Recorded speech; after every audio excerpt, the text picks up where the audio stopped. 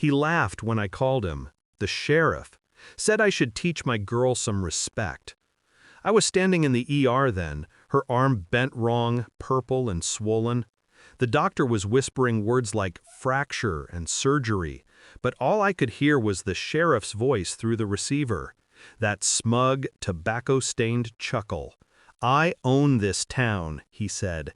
"Your daughter's finished if you touch my boy." He hung up before I could answer.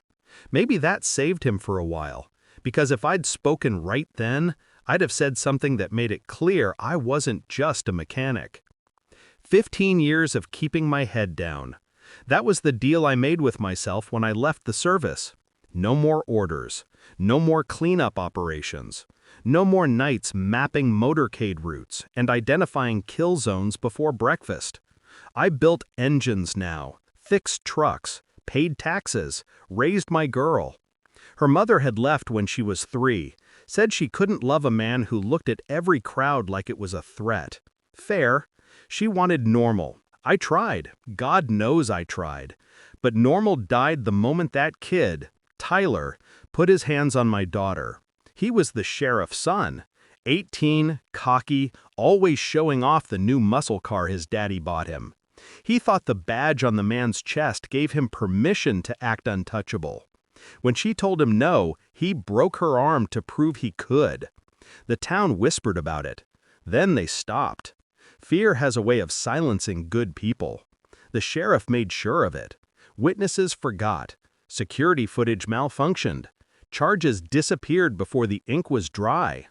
It wasn't the first time he'd buried a crime, just the first time it was personal. The night after the call, I sat in the garage. The sound of the oil dripping from the pan was the only thing keeping me steady. I stared at the map of this town, the same one I'd been using for years to plan parade routes for charity events, fairs, traffic control, old habits. I'd never stopped seeing choke points, escape routes, dead zones. It hit me then. He'd told me he owned this town. That meant he believed control was the same as power.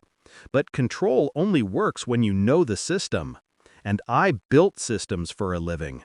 So I stopped being a mechanic. For a week, I was something else again. Step 1, information. Every small town runs on gossip, and gossip leaks through maintenance records. I checked Tyler's car, 2016 Camaro, registered under his father's name. Engine mods, exhaust work, vanity plate, lawbreaker. Cute. Step 2, observation. I watched him leave the bar 3 nights in a row, drunk, cocky, always taking the same route home. He'd roar through the intersection, tires screaming, always cutting through the one-way alley near the courthouse to avoid the lights. Local cops ignored it, of course. Step 3, manipulation. That alley was my stage. I spent 2 nights rerouting the signage, replacing the one-way arrow with a detour sign from an old construction site. I reprogrammed the town's traffic light control from the garage's maintenance server, a back door I'd built years ago when the mayor asked me to help with the annual parade logistics. At 11:47 p.m. Friday, Tyler's Camaro took the bait. The light turned green early. He hit the gas, following the detour right into the narrow brick throat of the alley. He never saw the sanitation truck I'd parked crosswise at the end. The crash was loud enough to wake half the block.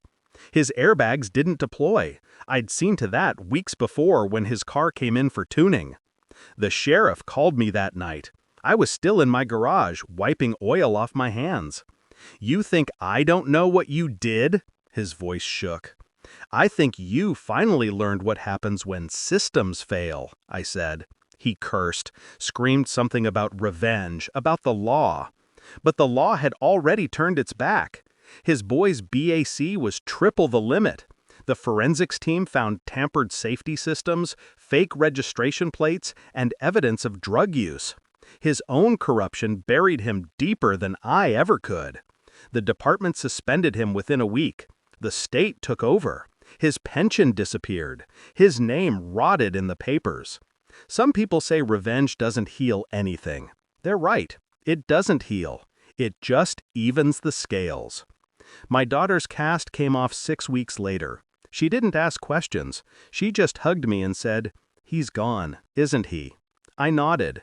She smiled, a small, tired thing, and said, "Good." Sometimes I drive past that alley.